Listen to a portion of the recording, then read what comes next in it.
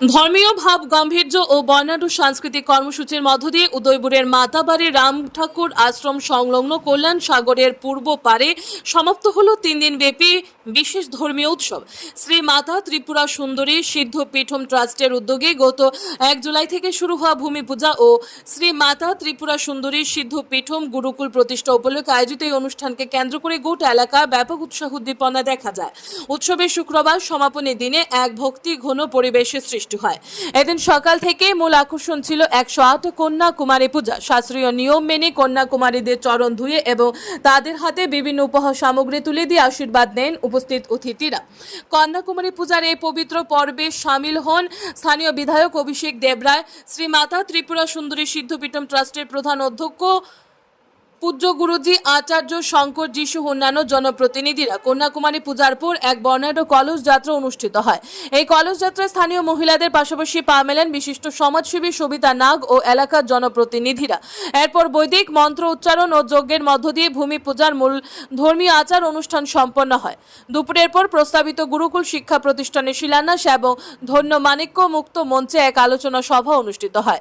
এই অনুষ্ঠানে উপস্থিত ছিলেন রাজ্যের অর্থমন্ত্রী প্রণজিৎ সিংহ রায়। এছাড়াও অন্যান্যদের মধ্যে উপস্থিত ছিলেন বিধায়ক অভিষেক দেবরায়, বিধায়ক জিতেন্দ্র মজুমদার, বিধায়িকা কল্যাণী রায়, উদয়পুর পৌর পরিষদের চেয়ারম্যান শীতল চন্দ্র মজুমদার, গোমতী জেলা পরিষদের সহকারী সভাধিপতি সুজন সেন এবং মাতাবাড়ি পঞ্চায়েত সমিতির চেয়ারম্যান শিল্পী দাস। অনুষ্ঠানে প্রধান বক্তা আধ্যাত্মিক পথ প্রদর্শক হিসেবে উপস্থিত ছিলেন ট্রাস্টের প্রধান অধ্যক্ষ পূজ্য গুরুজি আচার্য শঙ্করজি এবং ভারতের বিশিষ্ট শিক্ষাবিদ তথা সংস্কার ভারতের চেয়ারম্যান ডক্টর হেমলতা এস মোহন। অনুষ্ঠান মঞ্চে বক্তব্য রাখতে গিয়ে রাজ্যের অর্থমন্ত্রী প্রণজিৎ সিংহ রায় এই উদ্যোগের ভূয়সী প্রশংসা করেন। তিনি বলেন, আমাদের সনাতন সংস্কৃতির বিকাশ এবং ভবিষ্যৎ প্রজন্মকে নৈতিক শিক্ষায় দীক্ষিত করার ক্ষেত্রে এই গুরুকুল এক অনন্য ভূমিকা পালন করবে। ত্রিপুরার পর্যটন ও ধর্মীয় মানচিত্রে প্রকল্প এক নতুন অধ্যায় যুক্ত করবে বলে তিনি আশা প্রকাশ করেন। অনুষ্ঠানে উপস্থিত ছিলেন ট্রাস্টের প্রধান অধ্যক্ষ পূজ্য গুরুজি আচার্য শঙ্করজি। বলেন, শ্রীমাতা ত্রিপুরা সুন্দরীর অশেষ কৃপায় মাতাবাড়ির পবিত্র ভূমিতে শ্রীমাতা ত্রিপুরা সুন্দরী সিদ্ধ পীঠমের গুরুকুল প্রতিষ্ঠার ভূমি পূজার শুভ সূচনা হয়েছে।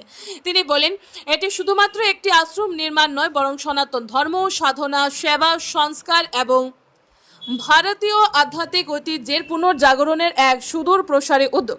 এই শুদ্ধ পীঠমকে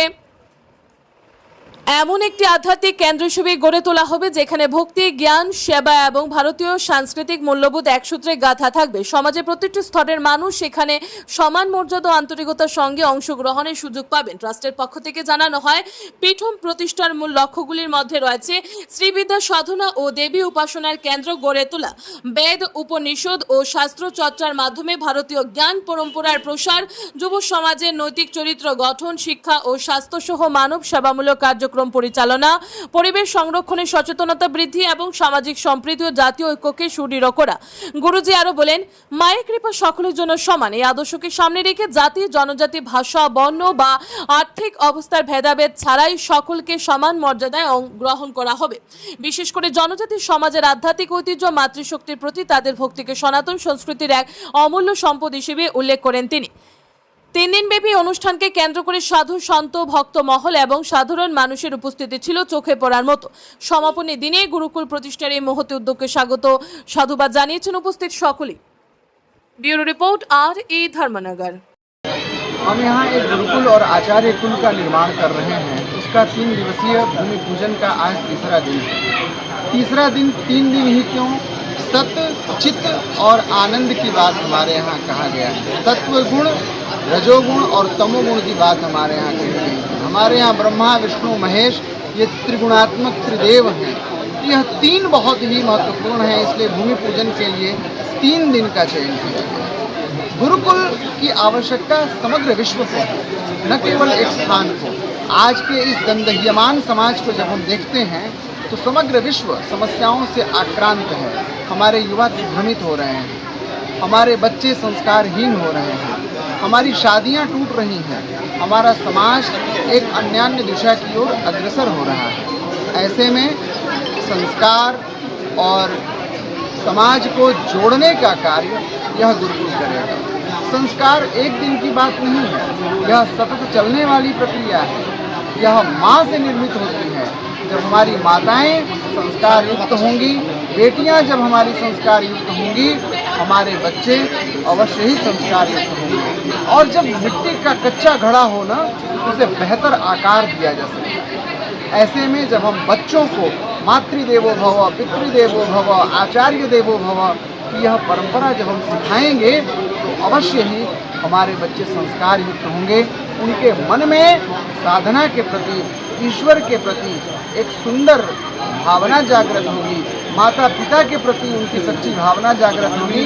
फिर हमारे समाज में वृद्धाश्रम नहीं बनेंगे, हमारे माता पिता घर से निकाले नहीं जाएंगे और ये बच्चे नशे के शिकार नहीं होंगे और कभी उनके मन में निराशा नहीं आएगी कि वो नशाखोरी कर सकें। तो ऐसी परिस्थितियों में न केवल मातावाड़ी के लिए, समग्र त्रिपुरा के लिए, और मैं तो कहूँगा कि न केवल त्रिपुरा के लिए बल्कि समस्त भौगोलिक सीमाओं को लांघ कर समग्र राष्ट्र के लिए, समग्र विश्व के लिए ऐसे गुरुकुलों की आवश्यकता है। यह संदेश जन जन तक जाए और हर गली मोहल्ले में ऐसे गुरुकुल का निर्माण हो, आचार्य कुल का निर्माण हो, ऐसे सनातन पद्धति के विश्वविद्यालयों का निर्माण हो जिसमें संस्कार सिखाए जाएं, मानवीय मूल्य सिखाए जाएं, प्रकृति के संरक्षण की बात की जाए। हमारे जो पंचदेवता हैं, जो 5 एलिमेंट्स हैं, क्षितिजल पावक गगन समीरा, पंच रचित यह अधम शरीरा, हमारा जल पवित्र हो, हमारी हवाएं पवित्र हों। सूर्य से हम प्रकाश लेते हैं, तेज लेते हैं, जीवन लेते हैं, हम सूर्य को अर्घ्य क्यों नहीं देते? एक बार यदि कोई आपकी जरा सी मदद करता है तो आप उसे कहते हैं थैंक यू, थैंक्स। लेकिन सूर्य को आप थैंक्स कब कहेंगे? कौन सिखाएगा सूर्य को थैंक्स कहना? हमारी नदियाँ प्रदूषित हो रही हैं, जो जल हमारे जीवन का आधार है वह दूषित हो रहा है। उन नदियों को हमने माँ कहा है, यह हमारे बच्चों को कौन सिखाएगा? ये गुरुकुल ही सिखाएंगे। यह संस्कार गुरुकुलों से ही निःसृत होकर के कल कल छल छल पति पावनी गंगा के समान यह हमारा समाज पवित्रतम होकर के प्रवाहित होगा। आशा करता हूँ यह संदेश इस गुरुकुल से निकल करके समग्र विश्व तक जाएगा। श्रीमात्रे नमः। এই গুরুকুল হওয়ার পর মানে কি হতে পারে মূলত? দেখুন, মূলত আমরা আমাদের সংস্কৃতি, কৃষ্টি যেটা আছে সেটাকে পুনরুদ্ধার করার আমরা সবসময় চেষ্টা করি এবং আমাদের দেশের যশস্বী প্রধানমন্ত্রীও আমাদের কৃষ্টি সংস্কৃতি কীভাবে পুনরুজ্জীবিত করা যায় সে লক্ষ্যে নিরন্তর কাজ করে যাচ্ছে। তো এখানে আমাদের মাতাবাড়িতে আমাদের ত্রিপুরা সুন্দরী সিদ্ধা পেঠা নামে একটি আমাদের যে সংস্থা আছে সেটা হলো বেনারস। তো সেখান থেকে আমার যিনি গুরুজি আছেন আচার্য ডক্টর আচার্য শঙ্কর, তো ওনার 3 পুরুষ ধরেই ওনারা মাতাবাড়িতে আসে। আমি যখন কাশি যাই তখন ওনার সাথে আলোচনা হয়। তো এখানে একটা আমাদের যে গুরুকুল ব্যবস্থা যেখানে আচার্য শিক্ষা দীক্ষা আগে যেরকম ছিল যেটা আমরা ভুলে গেছি, এবং যার ফলে আমরা দুর্বল হয়েছি। এবং আপনারা সকলে জানেন যে যখন ম্যাকলে যখন আমাদের ভারতবর্ষে এসে যখন আমাদের এই গুরুকুল ব্যবস্থাকে দেখে গিয়ে ইংল্যান্ডে গিয়ে উনি বলেন যে ভারতবর্ষকে মানে ভারতীয় গুরুকুল ব্যবস্থা। তো সেটাই আবার কীভাবে আমাদের এখানে শুরু করা যায়, যেখানে আমাদের কৃষ্টি সংস্কৃতি কালচার, আমাদের সনাতনী শিক্ষা, আমাদের ধর্ম এবং জাত পাত সমস্ত অংশের মানুষকে এটা সঠিক দিশা যেন এই আশ্রম এবং এই গুরুকুলের মাধ্যমে দেখানো যায়, এটারই একটা প্রয়াস। যেখানে দলমত সবাই আসবে, যেখানে আমাদের সনাতনী কৃষ্টি কালচার সংস্কৃতি এগুলো নিয়ে আলোচনা হবে, আমাদের যে মূল্যবোধ নিয়ে আলোচনা হবে, এই বিষয়গুলো যেন করা যায় এবং মানুষের মধ্যে যেন মূল্যবোধযুক্ত মানুষ তৈরি হয়। আমরা যদি মানুষই ভালো না হই তাহলে ভালো করে পলিটিশিয়ান হবে না, ভালো ডাক্তার হবে না, ভালো ইঞ্জিনিয়ার হবে না। মানুষ বেসিক যে জিনিস সেটা ভালো হবে। তার জন্য আমাদের চর্চার মাধ্যমে আমাদের বেড়ে ওঠা দরকার এবং আমাদের ধার্মিক হওয়া দরকার, আমাদের আস্থা থাকা দরকার।